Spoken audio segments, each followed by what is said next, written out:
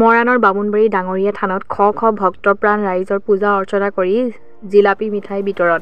ডিব্ৰুগড় জিলাৰ মৰাণ ৰাজচক্ৰ কাৰ্যালয়ৰ অন্তৰ্গত বামুণবাৰী চাহ বাগিচা মাছমজিয়াত অৱস্থিত ঐতিহাসিক ডাঙৰীয়া থানত বছৰটো প্ৰথম দিনত এনেদৰে বামুণবাৰী চাহ বাগিচা পৰিচালক বিভিন্ন জাতি জনগোষ্ঠী শ ভক্তপ্ৰাণ ৰাইজৰ সমাগম দেখা পোৱা গ'ল। লগতে নতুন বছৰটো যাতে কুশলে মংগলে যায় তাৰ বাবে সেৱা আগবঢ়ায় আৰু ইজনে সিজনক মিঠাই খুৱায়। উল্লেখ্য যে 2017 চনত কেইজনমান ব্যক্তিৰ প্ৰচেষ্টাত প্ৰাণপাই গঢ়ি উঠা ডাঙৰীয়া থানৰ আজিও আন্তঃগাঁথনিৰ অভাৱ হৈ আছে। সেয়েহে কেবিনেট মন্ত্ৰী বিমল বৰা, বিধায়ক চক্ৰধৰ গগৈক আচ্ছাৰ কেন্দ্ৰীয় কাৰ্যনিৰ্বাহক সদস্য বাবুল চাহুৱে আহ্বান উক্ত ডাঙৰীয়া থানৰ উন্নয়নৰ কৰি ৰাইজৰ সেৱাৰ বাবে আচ্ছাৰ কেন্দ্ৰীয় কাৰ্যনিৰ্বাহক সদস্য বাবুল চাহুৱে আহ্বান জনায়। আনহাতে এনেদৰে বছৰৰ পহিলা দিনটোত মৰাণৰ তিনঠেঙীয়া ৰৌমাৰী আইথানত শ ৰাইজে কৰিলে পূজা অৰ্চনা। আগন্তুক সময়বোৰ যাতে ভালে কুশলে যায় তাৰ বাবে 2024 বৰ্ষৰ পহিলা দিনটোত আইথানত সেৱা জনালে ৰাইজে। ক'বলগীয়া মানে প্ৰথমে মই আপোনালোকৰ চেনেললৈ মানে নতুন বছৰৰ শুভেচ্ছা জনাইছোঁ আৰু আপোনালোকক ধন্যবাদ জনাইছোঁ আপোনালোকে ইয়ালৈ আহিছে। এয়া হ'ল আমাৰ নভনী আই ভগৱতী এজনী আই আমাৰ এগৰাকী ইয়াতে স্থাপন কৰা হৈছে আৰু এই থানটো আজিয়ে নহয় আমাৰ আগৰ পুৰুষৰ পৰাই ইয়াতে থানটো ইয়াতে প্ৰতিষ্ঠা হৈ আছে আৰু আগৰ অৱস্থাত ইমান ইয়াতে হেৰি নাছিল, ইয়াৰ বিষয়ে বহুত আগতে জনসাধাৰণে খবৰ পোৱা নাছিল বা নাজানিছিল। কিন্তু আজি প্ৰায় 10-15 বছৰমানৰ পৰা আজিকালি ভক্তপ্ৰাণ ৰাইজসকলে ইয়ালৈ আহে আৰু আজি নতুন বছৰৰ দিনটোত বহুত ভক্তপ্ৰাণ ইয়াতে সমাগম হয়, সকলোৱে ইয়াতে সেৱা এভাগি জনাই যায় আৰু আমাৰ অসমীয়াৰ প্ৰথম বছৰত বহাগত তেতিয়াও গোটেই মাহটো আমাৰ ইয়াতে ভক্তপ্ৰাণ ৰাইজসকল আহে, সকলোৱে ইয়াতে সেৱাটো জনাই যায় আৰু সেই তেনেকৈ আইৰ মানে আশীৰ্বাদ লৈ সকলোৱে ইয়াৰ পৰা ফল পাইছে বুলি ভাবোঁ আৰু নৱবৰ্ষৰ সকলোকে শুভেচ্ছা জনাইছোঁ আৰু আজি এই বামুণবাৰীৰ চাহ বাগিচাৰ ঐতিহাসিক থান, যাক আমি ডাঙৰীয়া স্থান বুলি কওঁ, এই ডাঙৰীয়া স্থানত প্ৰত্যেক বছৰে নতুন বছৰত ইয়াত বামুণবাৰী চাহ বাগিচাৰ ৰাইজে ইয়াত সেৱা কৰিবলৈ আহে। ইয়াত ৰাতিপুৱাৰ পৰাই ৰাইজৰ সমাগম হৈ বামুণবাৰী অঞ্চলৰ বিভিন্ন জাতি জনগোষ্ঠীৰ মানুহে আহি ইয়াত এই নৱবৰ্ষৰ দিনা ইয়াত সেৱা লয় আৰু ইয়াত এটা লোকবিশ্বাস আছে যে এই থানত আহি নৱবৰ্ষৰ দিনা ৰাইজে যদি সেৱা লয় তেতিয়াহ'লে কুশলে মংগলে পাৰ হয় বুলি এটা লোকবিশ্বাস আছে। সেই অনুপাতে আমি 2017 চনৰ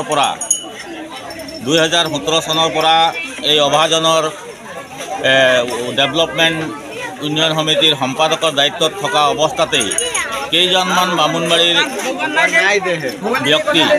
বিশেষ ব্যক্তি, যাক আমি যাৰ নাম ল'বই লাগিব, অজয় হালুৱাই, অজয় তাঁতী, অমৰনাথ চাহুকে প্ৰমুখ্য কৰি কেইজনমান স্বনামধন্য ব্যক্তি ইয়াত নৱবৰ্ষৰ দিনাখন এক পায়সেৰে ৰাইজক পায়স খোৱাৰ উদ্দেশ্যে ইয়াত এখন কাৰ্যসূচী কৰিছিলে আৰু সেই পায়সৰ পৰা আজি 2017 চনৰ পৰা আৰু আজি এই অজয় হালুৱাই, অজয় তাঁতী, অমৰনাথ চাহু তথা আমাৰ স্থানীয় যুৱকসকলৰ নেতৃত্বত আজি একদম গৰমকৈ জিলেপি বনাই ৰাইজক আজি খোৱা হৈছে।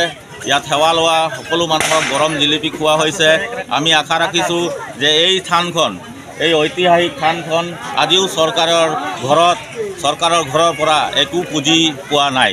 আমি অনুৰোধ জনাম বৰ্তমানৰ মৰাণ আৰু টিংখাং বিধানসভা সমষ্টিৰ যি সমষ্টি এতিয়া পুনৰ নিৰ্ধাৰণ হ'বলৈ গৈ আছে, বিশেষভাৱে আমি টিংখাং সমষ্টিৰ সন্মানীয় বিধায়ক বিমল বৰা ডাঙৰীয়াক আমি অনুৰোধ জনাব বিচাৰিছোঁ যাতে বামুণবাৰী চাহ বাগিচাৰ এক ঐতিহাসিক এক পুৰণি থান, ডাঙৰীয়া স্থান, ইয়াত ৰাইজৰ সম্পূৰ্ণ ইয়াত সমাগম হৈছে আৰু এই থানখনৰ আন্তঃগাঁথনি বহুত প্ৰয়োজন আছে।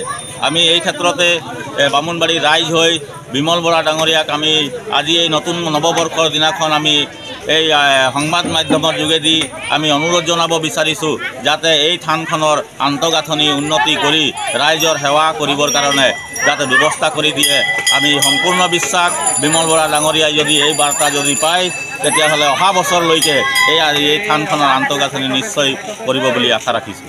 এই বামুণবাৰী অঞ্চলৰ আমাৰ কাষতে থকা শ্ৰী শ্ৰী ডাঙৰীয়া স্থান আমি কেইবছৰ ধৰি আমি 1 জানুৱাৰীত ৰাইজক প্ৰসাদ বিতৰণ কৰি আহিছোঁ। আমি 2017 চনৰ পৰা প্ৰসাদ বিতৰণ আমাৰ কাৰ্যসূচী আছিলে পায়স। আমি 2024 চনত আমি আজি কিন্তু জেলেপি মানে গৰম গৰম ৰাইজক খুৱাই আছোঁ। আমি চৰকাৰক অনুৰোধ জনাওঁ যাতে আমাৰ এই ডাঙৰীয়া স্থানক মানে যাতে আমাৰ সুন্দৰকৈ আমাৰ ব্যৱস্থা নাই, আমাৰ ৰাইজে আহিলে বক্তব্য ৰাইজে আহিলে মানে অসুবিধা পায়। চৰকাৰে অনুৰোধ জনাওঁ যাতে আমাৰ সেইটো সুব্যৱস্থা কৰি দিব পাৰোঁ। ঠিক আছে। আমি এই পদক্ষেপখন লৈছিলোঁ 2017 চনৰ পৰা। বৰ্তমান আমাৰ 2024 বৰ্ষত আমি ধৰি দিলোঁ। আমাৰ যিখন কাৰ্যসূচী আমাৰ লৈছিলোঁ সেইখন দিনে দিনে আমাৰ বৃদ্ধি পাইছেহি আৰু আমাৰ ভক্তবৃন্দও আমাৰ ইয়াত যথেষ্ট দেখিবলৈ পাইছোঁ।